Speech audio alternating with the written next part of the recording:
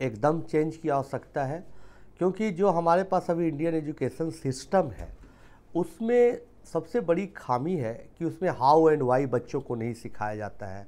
उसमें रटी रटाई एक किताबें हैं, बुक्स हैं, उनको फॉलो करते हैं बच्चे, जबकि ज़रूरत है कि बच्चों को प्रैक्टिकल नॉलेज से कैसे जोड़ा जा सकता है, कैसे उनको जो आम जीवन में घटनाएं घट रही है उससे कैसे उसको एसोसिएट करके बच्चों को पढ़ाया जाए, इस बात की ज़रूरत है। इस बात की ज़रूरत है कि सब्जेक्ट के फार्मूले के हाउ एंड वाई बताए जाए।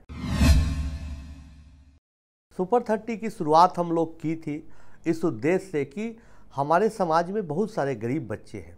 एक ज़माने में कभी कैम्ब्रिज यूनिवर्सिटी से ऑफ़र आया था पढ़ने के लिए higher education in mathematics, but due to lack of money I couldn't make that, and this is the reason that I always felt the pain of poverty, and I decided to start the program Super 30 for underprivileged student।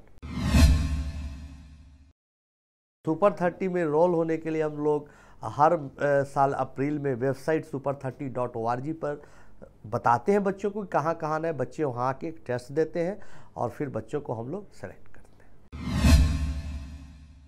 A lot of offer came from different kind of pupils, but we do not accept any donation because I want to show that if you have keen desire, then you can do without any support.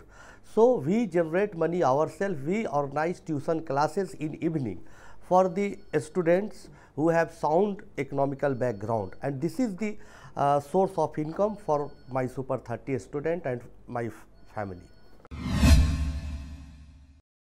ऐसी बहुत सारी कहानियां हैं मेरे पास। एक अनूप लड़का था जिसके घर में खाना नहीं था और रो रहा था, माँ खाना दो खाना दो। गांव का माहौल था, खेती बाड़ी ख़त्म हो चुकी थी, मजदूरी करने की कुछ बचा भी नहीं था। तो माँ ने कहा अपने पति से, हस्बैंड से कि जाइए थोड़ा सा चावल ले आइए, राइस एंड सॉल्ट ही मेरा बेटा खा लेगा।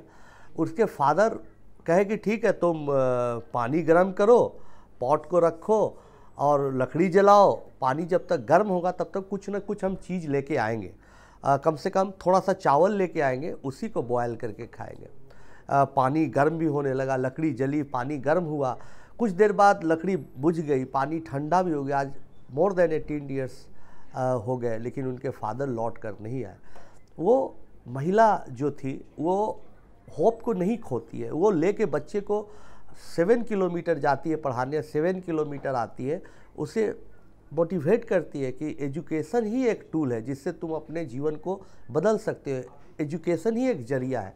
जब 10th पास करता है बिहार बोर्ड से तो हमारे पास आती है, अपनी कहानी बताती है, ऐसी दर्दनाक कहानी कि मुझे यकीन नहीं होता। जब मैं पूछता हूँ कि कितने दिनों से आप पटना शहर में, तो बाबू मैं बहुत दिनों से प्रयास कर रही हूँ कि पटना शहर में कोई कोचिंग सेंटर मुझे हेल्प करे, लेकिन बहुत लोग वो पैसे मांगते हैं।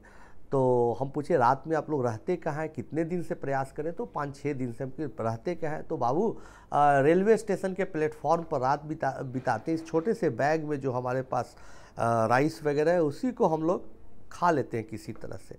तो वो बच्चा हमारे पास आता है, IIT बॉम्बे जाता है, पहली नौकरी दुबई में करता है और आज खुद एक सॉफ्टवेयर कंपनी का मालिक है जो बॉम्बे में है। तो ऐसी कई कहानियाँ हैं। ये हमारा एक जुनून जैसा है, हमको बड़ा मज़ा आता है आप लोगों से मिलना, बात करना, बच्चों से मिलना। एक बच्चा आता है ऐसे रूरल बैकग्राउंड से जिसके पास कुछ नहीं होता है, और जब न्यूयॉर्क में जाने पर मैं फेसबुक पर पोस्ट करता हूँ कि मैं न्यूयॉर्क में हुआ, 10 बच्चे आ जाते हैं अगले दिन सुबह कि सर आप इस होटल में हैं, मिलने आया हो, तो बहुत अच्छा लगता है। इससे बड़ी खुशी और किसी चीज़ में हो ही नहीं सकती। जब मैं क्लास 6 में पढ़ता था तो हमारे सामने एक सिख फैमिली रहती थी जो इकोनॉमिकली साउंड थी, उनका अच्छा व्यापार था, बिजनेस था। तो एक बार उनकी बच्ची थी छोटी, तो हमसे 2 क्लास कम में पढ़ती थी। तो उन्होंने बोला कि देखो कोई टीचर उचर नहीं मिला, क्या बेटा तुम गाइड कर सकते हो? तो हमारे लिए एक चैलेंज था। मैं खुद क्लास 6 में था, 4th क्लास की बच्ची को पढ़ाना था। मैं काफ़ी प्रिपेयर्ड हुआ, अपने आप को प्रिपेयर किया, और प्रिपरेशन के बाद जब मैं गया तो बच्ची मुझे कहे कि नमस्ते सर, तो बड़ा अच्छा लगा जीवन में कोई पहले बार सर बोला, और वो मेरा पहला एक्सपीरियंस था और बच्ची बहुत इम्प्रेस्ड हुई। फिर उसका छोटा भाई भी हमसे पढ़ा, वहीं से हमारे पढ़ाने का सिलसिला चला। अपने स्कूल के ज़माने में भी अपने साथियों को मैं मैथमेटिक्स पढ़ाता था। हमारे इंस्पिरेशन हमारे टीचर्स हैं जो हमेशा मुझे इंस्पायर किए अच्छा करने के लिए। डॉक्टर डीपी वर्मा हो, मोहम्मद शहाबुद्दीन हो, डॉक्टर बाल गंगाधर प्रसाद हो। खुद हमारे फादर जो इस दुनिया में नहीं रहे, वो भी काफ़ी मोटिवेट करते थे, समस्याओं से लड़ना सिखाते थे, व्यवहारिकता प्रैक्टिकल नॉलेज बताते थे। बहुत प्यार दिया उन्होंने। सुपर 30 फिल्म बहुत अच्छी फिल्म बन रही है जो हमारे स्टूडेंट्स को, पूरे देश के, दुनिया के स्टूडेंट को इंस्पायर करेगी। और फिल्म में ये देखने का, सीखने का बच्चों को मौका मिलेगा कि तमाम रिसोर्सेज नहीं रहने के बावजूद अगर आप में विल पावर है, अगर आप में डिटर्मिनेशन है, तो आप गोल अचीव कर सकते हैं।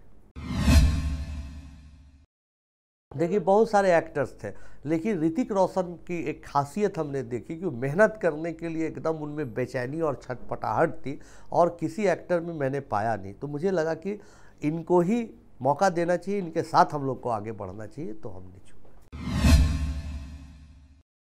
देखिए हर बच्चों में अलग अलग तरह की प्रतिभा होती है, वो अपनी इंटरेस्ट के अनुसार प्रतिभा को निखारे तो बहुत अच्छा होगा। सुपर 30 जैसे ग्रुप में भी बच्चों में IIT करने की क्षमता होती है, हमको रखते हैं, लेकिन उसमें भी कोई अच्छा पेंटर होता है, कोई अच्छा गाना गाता है। तो ज़रूरत इस बात की है कि हमारे समाज में और भी विधाओं में और भी डिफरेंट तरह के चीज़ों के लिए ट्रेंड करने के लिए लोग आगे आए, उनको उत्साहित करें, प्रोत्साहित करें।